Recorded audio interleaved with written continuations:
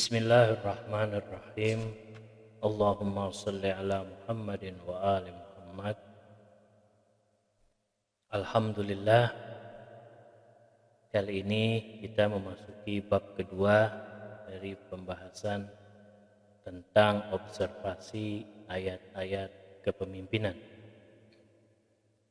Al-Fakir sedikit ulangi pembahasan atau pada bab pertama bahwa al-wali atau waliyun itu dalam kamus besar bahasa Arab atau modern itu memiliki beberapa artian atau memiliki makna. Yang pertama, wali adalah memiliki arti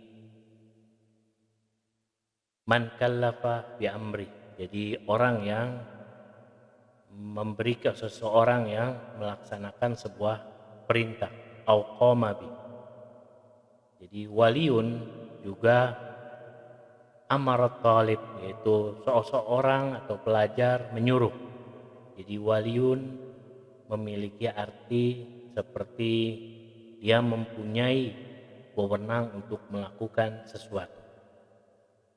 Waliun atau jamak dari aulia juga memiliki arti ashabus salatat, yaitu mereka yang mempunyai wewenang atau kekuasaan. Aulia usya'an. Waliullah al-muti' lahu, atau waliullah al-muti' lahu, yaitu yang wajib ditaati. Ada juga waliul yatim, yaitu wali dari orang atau anak yatim yang telah ditinggalkan dari kedua orang tuanya ataupun salah satu dari kedua orang tuanya. Ada juga al-wali atau waliun memiliki arti muhibbun atau tabi'un, pencinta atau pengikut, atau muti'un, orang yang taat, yang mana taatnya itu tidak lagi ada unsur kemaksiatan, murni ya taat. Ala inna awliya Allah la khaufun alaihim wa lahum yahzanun, bagaimana di dalam ayat ini menurut kamus modern bahasa Arab. Sebelumnya Al-Fakir telah menyebutkan bahwa menjelaskan kurang lebih dari 27 kata wali atau penggunaannya di dalam Al-Quran. Nah, itu secara makna yang mana hanya diringkas penggunaannya itu hanya dua saja.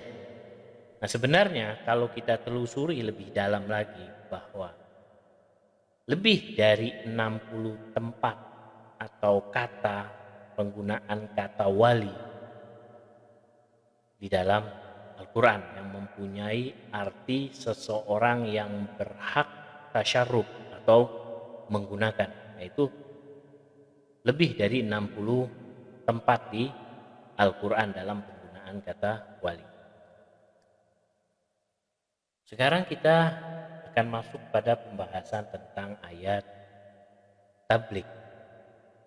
Sebelum membahas ayat tablik atau sebelum kita membahas ayat wilayah, yaitu innama waliyukumullahu wa rasuluh hingga akhir, kita harus terlebih dahulu melalui pintu dari ayat wilayah ini, yaitu ayat tablik.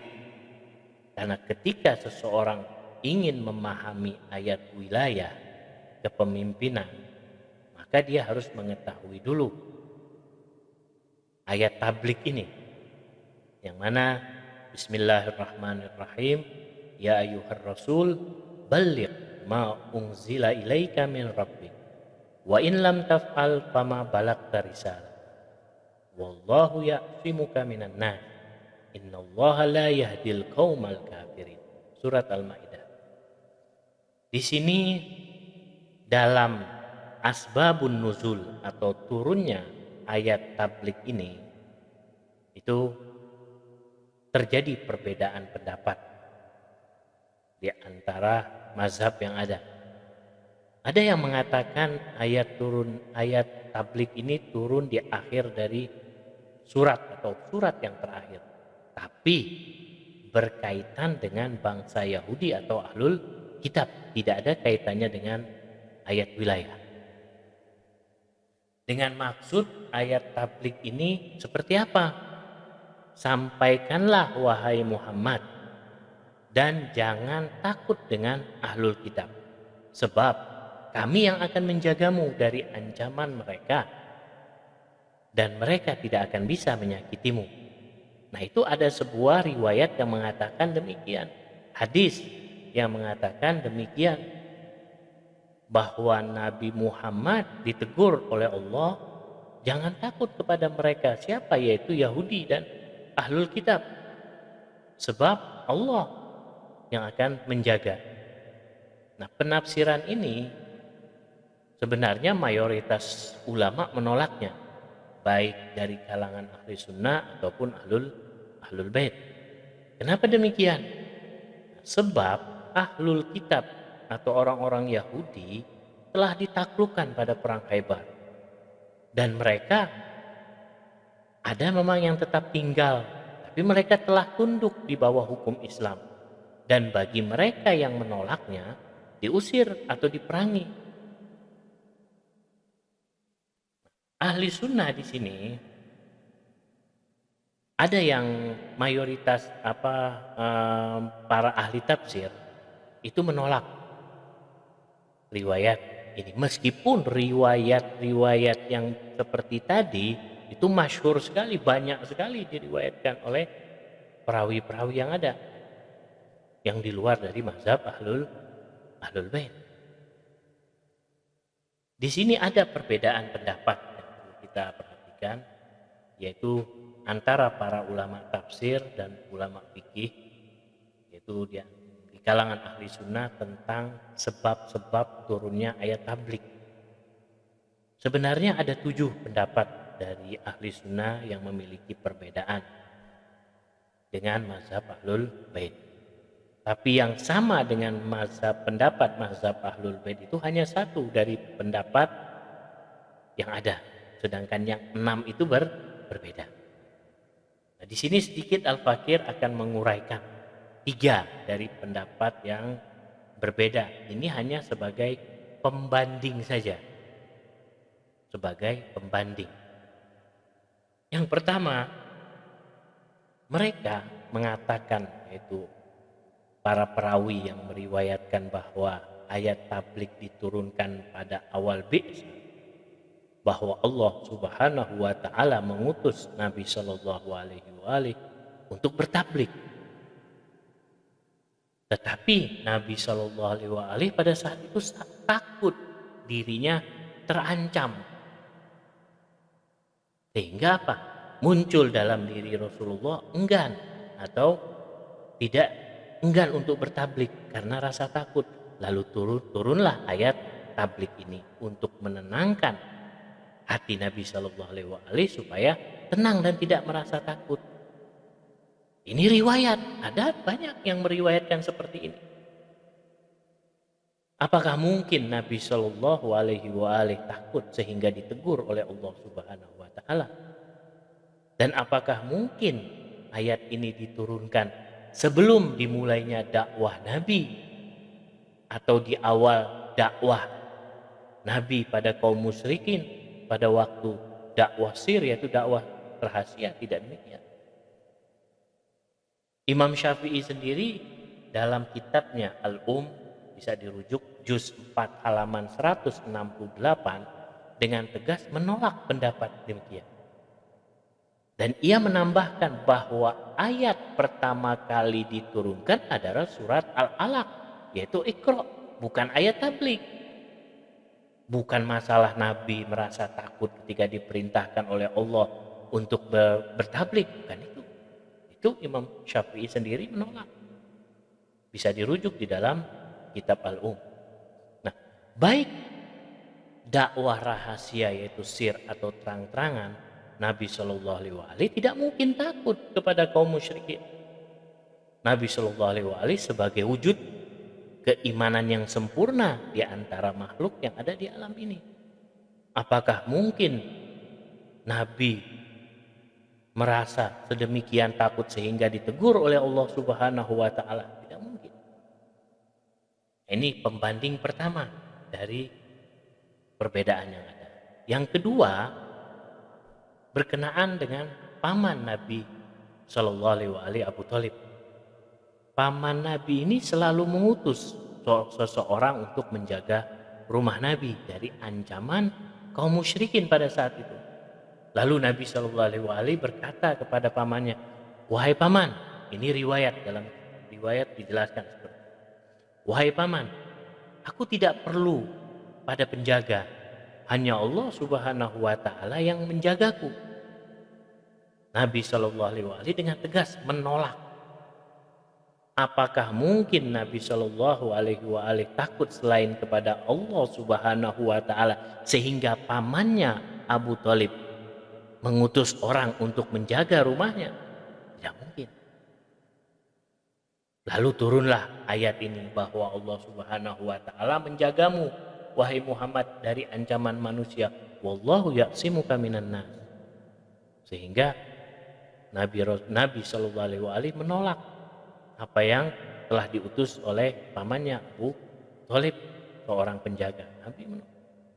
Ini ada riwayat, bisa dirujuk di dalam kitab As-Suyuti, di dalam Durul Mansur, atau di dalam Mu'jam dari Tabrani, Jura Al-Hakim di dalam Mustadraknya, Tarmuzi di dalam Sunnahnya. Itu bisa dirujuk, ada nanti Al-Fakir tuliskan di layar kaca rujukan-rujukannya.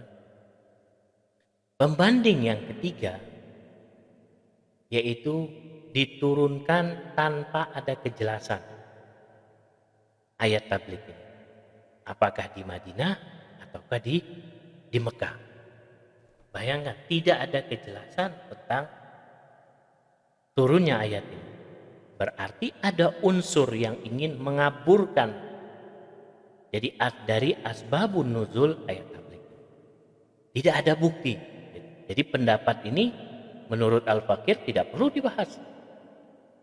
Ini sama saja kita rajmul bil ghaib, membuat sebuah fitnah atau membuat sebuah sangkaan yang tidak ada dalil atau landasannya sama sekali.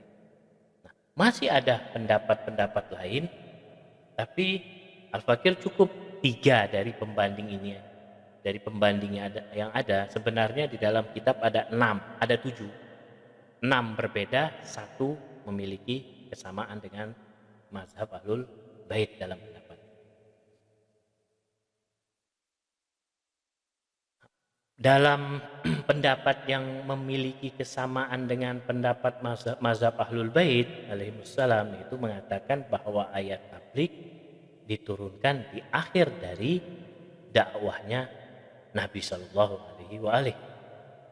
Yaitu ayat ini diturunkan pada tanggal 18 Zulhijjah tahun ke-10 Hijrah, pada saat pelaksanaan Haji Wada atau Haji Perpisahan, yang terkenal dengan pada saat itu peristiwa Ghadir Hum, dan nanti akan dibahas satu persatu.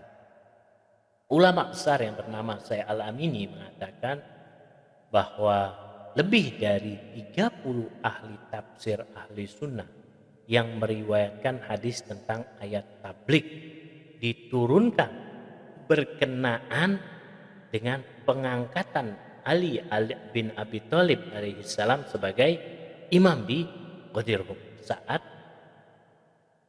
haji wada atau haji perpisahan. Bayangkan, lebih dari 30 ahli tafsir ahli sunnah. Tapi kemana pendapat-pendapat itu? Kenapa yang banyak kita lihat kalau kita buka di internet itu, kenapa banyak sekali pendapat yang sebaliknya? Itu kembali kepada diri kita. Kita mau mengkaji atau observasinya dari apa? Kalau kita hilangkan sifat ta'assub atau fanatisme kita, ya kita akan menemukan jalan lurusnya atau jalan terang. Ikhwan dan akhwat sekalian, demikianlah jadi ayat tabligh itu diturunkan. Meskipun ada perbedaan pendapat, tetapi kita harus jernih menelan atau menelaahnya mana yang sesuai dengan akal, riwayat, dan tidak sesuai dengan akal atau riwayat. Bagaimanapun akal sehat yang jauh dari fanatik atau ta'assub pasti akan mampu mencerna dengan bijak dalam masalah ayat tablik ini. Nah, sebab jika kita tidak mampu untuk menerima pemahaman ayat tablik ini, yaitu ya ayyuhar rasul balligh ma unzila ilaika min rabbik hingga akhir, maka bagaimana kita akan bisa menerima ayat-ayat wilayah dengan mudah? Karena kuncinya adalah di ayat tablik. Di sini Al-Fakir sedikit akan menjabarkan atau merinci sedikit dari ayat tablik. Allah Ta'ala ya ayyuhar rasul balligh ma unzila ilaika min rabbik wa in lam taf'al fama balagta risalatah wallahu ya'simuka minan nas innallaha la yahdil qaumal kafir. Al-Qur'an memanggil Nabi sallallahu alaihi wa alihi dalam kitab suci Al-Quran itu dengan sebutan yang berbeda-beda. Nah, di dalam ayat tablik ini Allah memanggil dengan kata ya ayyuhar rasul. Ya ayyuhar rasul. Ada. Jadi innal Qur'an karim yukhatibun nabil akram fi ayatihi asy-syarifah bi anawin mukhtalifah minha. Dengan sebutan atau panggilan-panggilan yang berbeda-beda. Ya ayyuhal muzammil. Ya ayyuhal muzammil, yaitu Al-Quran memanggil dengan sebutan muzammil. Qumil lail illa qalil. Nah, itu panggilan kepada Nabi. Ya ayyuhal mudaththir. Itu juga panggilan kepada Nabi. Keduanya mempunyai arti yang sama, yaitu menutupi atau orang yang berselimut. Nah, yang menjadi pembahasan di sini adalah ya ayyuhan nabi dan ya ayyuhar rasul. Fal khitabul awal wasani. Jadi kalau panggilan ya ayyuhal mudaththir dan ya ayyuhan nabi itu yusyirani ila halatin khas min halatir rasul sallallahu alaihi wa alihi az-zahiriyah. Jadi panggilan ya ayyuhal mudaththir dan ya ayyuhal muzammil itu menjelaskan keadaan zahir dari Rasulullah sallallahu alaihi wa alihi, bahwa Rasulullah mudaththir, muzammil, yang berselimut atau yang sedang berselimut. Kondisinya seperti ya ayyuhan nabi, ya ayyuhar rasul. Walakin al-khitab as-salis warabi, yaitu ayyuhan nabi dan ayyuhar rasul, yushirani ila sya'n al-ma'nawi wal maqam al-ilahi li Rasulillah sallallahu alaihi wa alihi haitsu warada hadzal nahu minal khitab ya minal khitab ya ayyuhan nabi. Tapi ya Bang, panggilan ya ayyuhan nabi dan ya ayyuhar rasul itu yushirani, mengisyaratkan kepada asya'n al-ma'nawi, al-maqam al-ma'nawi, yaitu kedudukan maknawi Rasulullah sallallahu alaihi wa alihi, bahwa beliau adalah rasul, beliau adalah nabi. Bukan berbicara tentang syahsiannya, kepribadian. Walakin al-khitab ya ayyuhar rasul lam yarid fil Qur'an siwa fi ayatain ahaduhuma al-ayat mahalul ba'd. Panggilan ya ayyuhar rasul itu hanya 2 kali saja digunakan. Jadi panggilan dengan kata ya ayyuhan nabi di dalam Al-Quran itu sebanyak 14 kali ya ayyuhan nabi. 5 kali di dalam surat Al-Ahzab, 3 kali di dalam surat Al-Anfal, 1 kali dalam surat At-Taubah, 1 kali dalam surat Al-Hujarat, satu kali dalam surat Al-Mumtahinah, satu kali dalam surat At-Tolak, dan dua kali dalam surat At-Tahrim. Nah, itu panggilan yang berbunyi ya ayyuhan nabi. Terulangnya panggilan Nabi Shallallahu Alaihi Wasallam dengan panggilan yang sama itu bisa disebabkan berbagai macam. Dalam ayat-ayat Al-Quran terdapat banyak pengulangan kata atau kalimat. Misalkan dalam ayat fabi ayyi ala'i rabbikuma tukazziban inna ma'al usri yusra fa inna ma'al usri yusra. Nah, itu kan pengulangan kata atau ayat dalam Al-Quran itu bisa berarti litaukid, untuk menguatkan, taukid. Dalam ilmu nahu atau sorof ada taukid, ada yang disebut taukid khafifah dan ada yang disebut dengan taukid takilah, yang ada nunnya, nun tasdid dan nun sukun. Itu adalah taukid untuk menguatkan, sungguh-sungguh, benar-benar akan melakukan, benar-benar akan mengerjakan, benar-benar akan meninggalkan dan lain sebagainya. Bisa juga li ta'zim, untuk pengagungan dan lain sebagainya. Kata dari yang terakhir yaitu ya ayyuhar rasul, ya ayyuhar rasul. Panggilan ini hanya berulang atau terulang dalam ayat atau di dalam Al-Quran hanya 2 kali. Yang pertama adalah dalam surat yang sekarang kita bahas, yaitu ya ayyuhar rasul baligh, ya ayyuhar rasul baligh ma unzila ilaika min rabbik, ayat yang menjadi pembahasan sekarang ini. Dan ayat dalam surat Al-Ahzab juga, yaitu ya ayyuhar rasul la yahzunkal ladzina yusari'una fil kufr. Hanya 2 kali. Itu penggunaan atau panggilan Allah Subhanahu wa taala kepada kekasihnya atau Habibullah Shallallahu Alaihi Wasallam. Sekarang kita lanjuti balik ma unzila ilaika min rabbik. Balik ma unzila ilaika min rabbik. Nabi Shallallahu Alaihi Wasallam diperintahkan untuk menyampaikan perintah dari Allah Subhanahu wa taala. Balik, sampaikan apa yang telah diturunkan kepadamu wahai Muhammad min rabbik, dari Tuhanmu. Konsekuensinya wa in lam taf'al, kalau engkau tidak sampaikan wahai Muhammad fama balagta risalah, maka engkau fama balagta fi'il madhi, maka engkau telah sama saja tidak menyampaikan risalah. Maka konsekuensinya jika Rasulullah Shallallahu Alaihi Wasallam tidak menyampaikan, dakwahnya itu akan sia-sia. Perkara apa yang sangat begitu penting sekali sehingga memiliki sebuah konsekuensi yang sangat berat. Dan sejarah telah mencatat bahwa Nabi Shallallahu Alaihi Wasallam telah menyampaikan seluruh dari dakwanya, risalahnya kepada umat. Mulai beliau diangkat menjadi Nabi atau kenabian pada umur 40 tahun.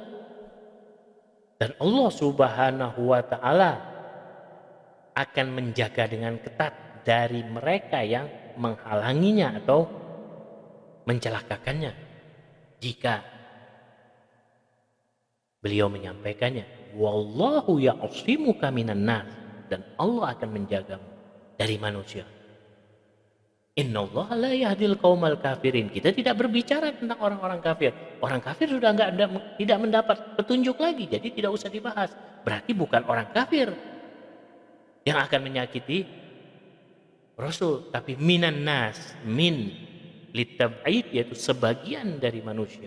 Allah akan menjaga Rasulullah Shallallahu Alaihi Wasallam minan nas, dari sebagian manusia. Nah, siapa? Nah, sebab di sini akan ada reaksi yang akan muncul dari umat.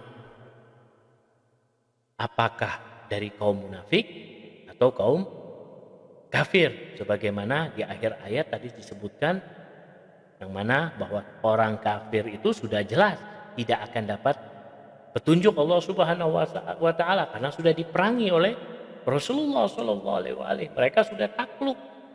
Mereka sudah di bawah pemerintahan Islam, di bawah naungan, di bawah kekuasaan Islam pada saat itu.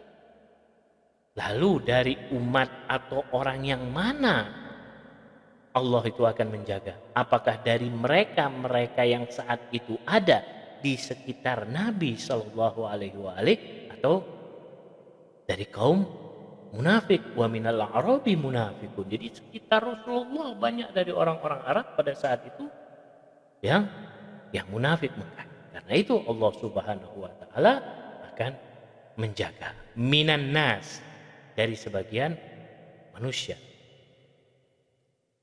Ini saja yang bisa Al-Fakir gali sedikit dari tentang ayat tablik. Insya Allah pada pembahasan berikutnya Al-Fakir akan membahas lagi, memperdalam lagi tentang hitop atau panggilan Allah Subhanahu wa taala, ya ayyuhar rasul, dan kalimat-kalimat yang ada di dalam ayat tablik. Kurang lebihnya, wassalamualaikum warahmatullahi wabarakatuh.